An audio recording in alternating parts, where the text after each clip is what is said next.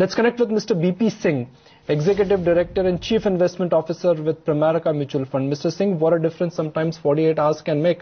From Tuesday's low, Nifty has added about 200 points plus. Just when markets were looking slightly rusty, bulls are back. But are they here to stay?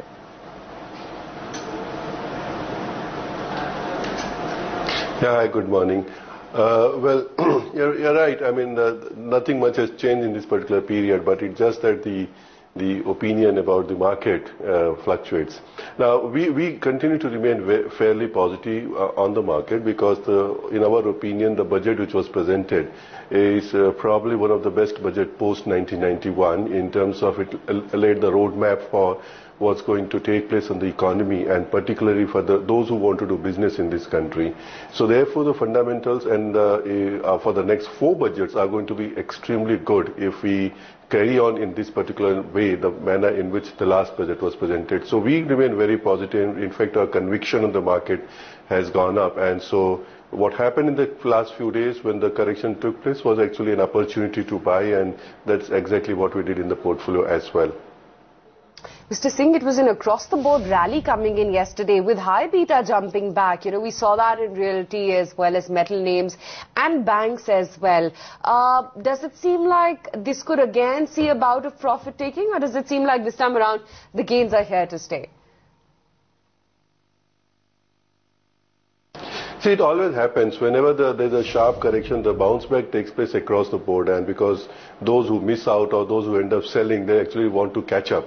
But actually speaking, over a medium to longer term, if you start focusing, you will see the select few will start leading, because what happens in terms of the performance of the stock needs to be driven by the underlying EPS growth also.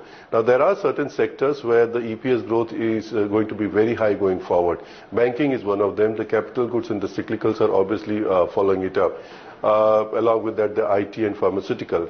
But like, for example, what you witnessed in the reality sector yesterday, I mean, that's something which is not going to be sustained. So this kind of euphoria, you find that everything goes up, but then as we proceed from here, those who do not get the support of the fundamentals will start falling on the wayside. Mr. Singh, Indian markets are up, what, more than 20% this year? Do you think bulk of the Nifty appreciation for this financial year and for this calendar year, is that over? No, I don't think so. I think there's still a lot of steam left in the market. This market needs to now look at itself in a different manner, because it will start now discounting the earning growth of the next 3 to 4 years, and where the earning growth rate will be much higher than what we witnessed in the last 2 years, because we have now walked into a scenario where there is going to be the margin expansion, and that's why we are seeing inflation in the economy.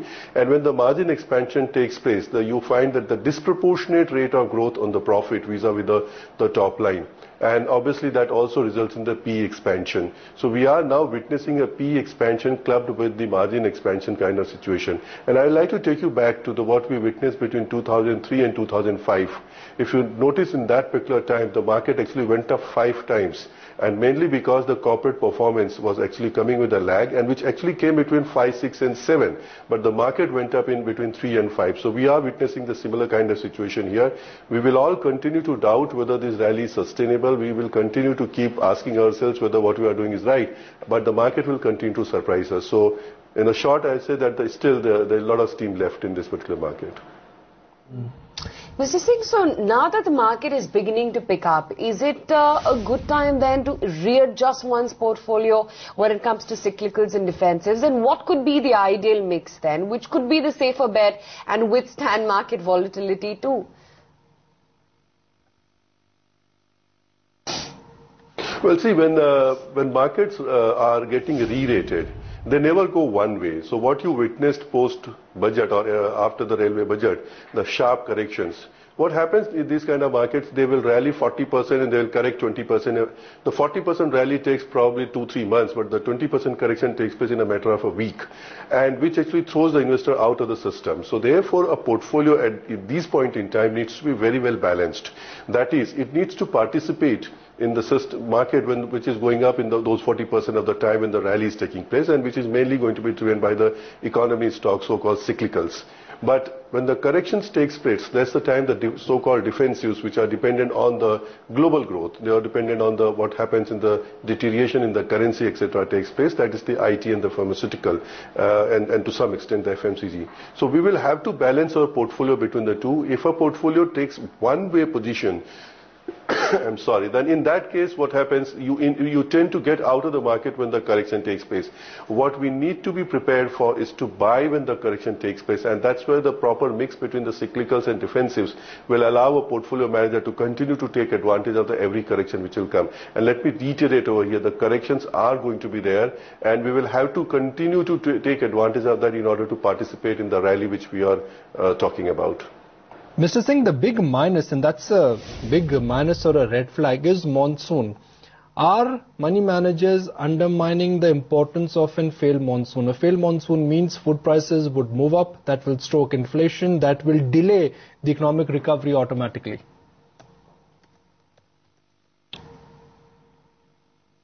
Yes, you are right. If suppose we have a situation when there is no monsoon, then the argument is absolutely right that there will be a lot of deterioration. But what we are witnessing now is there is a monsoon. It may be coming with a lag effect. In fact, if you see the last 2 years also, the monsoon came with a lag, and then what we are witnessing in the last 1 week, there is a revival of monsoon in the economy. Now, the ground level water situation is reasonably comfortable. If you look into some of the reports, some of the government's data which comes out, the ground level water situation was very comfortable. So a delayed monsoon will result in a slightly lower output on Kharif, but will be a fantastic output as far as Rabi is concerned. And please, let's not ignore that Rabi output is invariably more cash incentive for the farmer as compared to Kharif, where the grain production is much higher. So therefore, it will not have too much of effect if we have a slightly delayed monsoon. But yes, if there is no monsoon, then there will be a problem. But I don't think anybody is making a case at this point in time that there is not going to be a monsoon. Mr. Singh, of late metal stocks have made a comeback, and the world suddenly has realized that China is no longer a burden, it is an opportunity. Is it time to revisit good old metal stocks which are way off their recent highs? Well, in a short, if one is looking for a quick short trade, yes, I agree, because the numbers which came out from China were quite encouraging. However, if one analyzes China carefully, these numbers are not going to be sustainable. So I would not prefer to take a longer trade or a very heavy trade on this side. It is mainly a very short and quick trade when one gets in and get out. Because if you look at oil, the chart is looking very weak at this point in time, and there is a probability that oil might correct from at these levels. So which generally the trend of the commodities, if one takes the medium to long term view on the commodities. Mr. Singh, for the moment everything and anything is up from 50 to 70%. So to your mind, where are markets mispricing growth? Where are excesses in this market?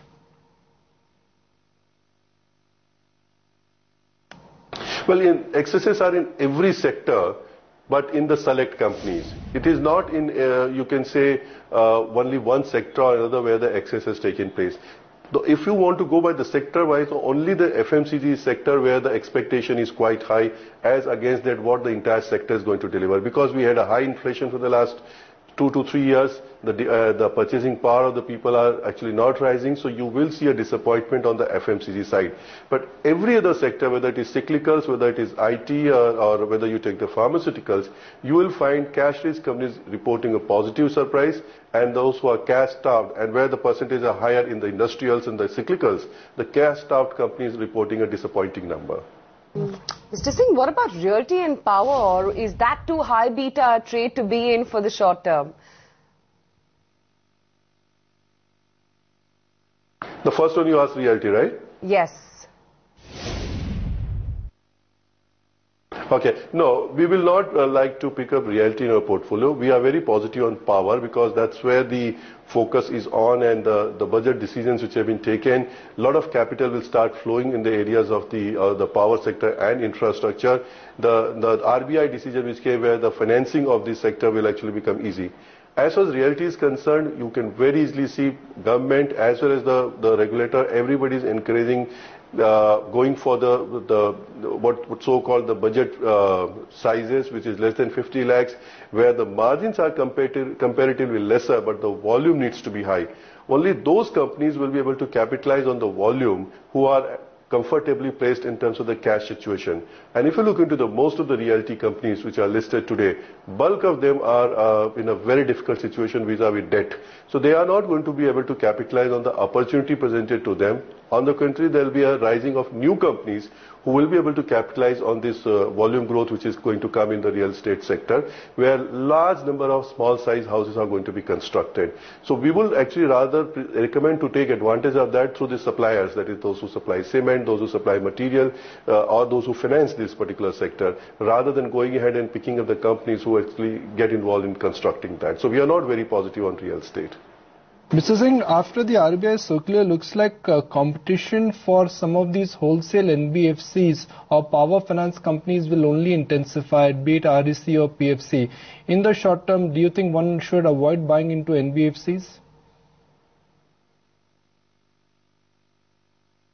Well, some of these companies who are actually the infrastructure financiers are, yes, going to be in difficulty simply because the advantages which they had vis-a-vis a bank is completely taken away. In fact, banks have much better ability to raise money. So I would rather shift into the banks if I own any one of these stocks. And so in our portfolio, that's exactly what we have done.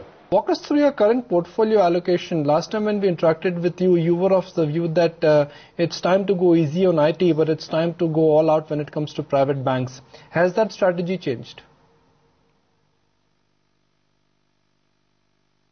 Well, not really, because we have maintained a fine balance between the banks and the IT, because what we see that from here till October, the cyclicals will do very well, but we are not ignoring the event which is likely to take place anytime between October to November, when the full tapering takes place in the United States, and as the Fed personals are pointing out that there is some amount of bubble in the biotechnology and the stocks, a repercussion of that can be expected in the global market. So we are maintaining a balance between the two, and we are happy that the manner in which RBI is handling currency, it will ensure that there is not going to be too much of impact on the Indian market. But at the same time, those volatility are going to be something which we can witness between the November till January, February. So we are managing our portfolio between the two and trying to ensure that we don't go completely whole hog on the non-IT stocks, and as a result we suffer in that particular period. Mr. Singh, you just talked about as to how you're bullish on power names. What about power financiers? They did not have the best of, spades yesterday, and they really cracked pretty hard.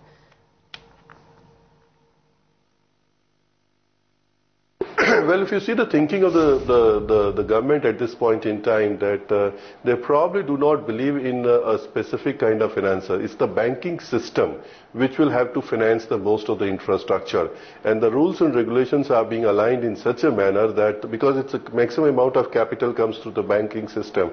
So the encouragement to the bank is increasing, and as a result of it, you will find that those specific financiers are now going to come under some amount of difficulty, because they do not have any additional advantage, though they continue to suffer the disadvantage of not having easy access to deposits. In fact, if you look into this budget, at least I didn't notice that there was any provision for tax-free bonds. Now, which is completely one of the sources of money for these kind of institutions. So that's the reason why we are more focused on banks now, and we believe that the businesses are going to shift more towards the banking system, and that's what the government is now encouraging.